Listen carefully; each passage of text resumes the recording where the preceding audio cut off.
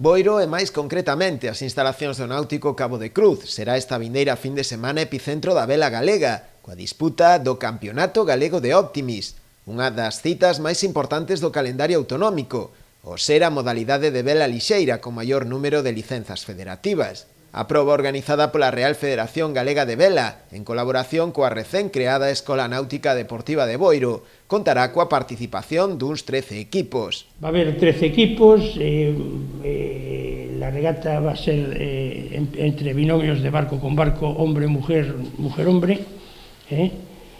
En total son 52 deportistas, 26 masculinos y 26 femeninos.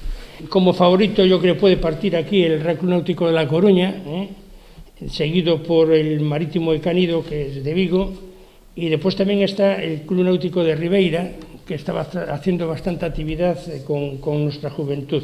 A designación de Boiro por parte da Real Federación Galega de Vela como sede deste campeonato foi recibida con gran satisfacción tanto polos responsables do Club Náutico Boiro como tamén pola súa Escola Náutico Deportiva. Temos un club tan realmente pequeno, ¿no?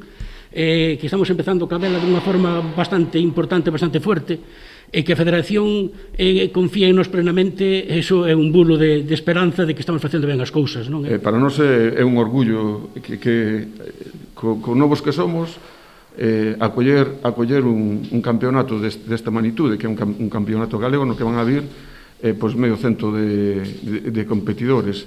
Entre eles vai haber un equipo do Náutico de Boiro, que eso tamén é un hito importante. A proba conta tamén coa colaboración do Concello e a empresa Gealsa, que co seu apoio e financiamento fan posible o fomento da vela entre os máis novos.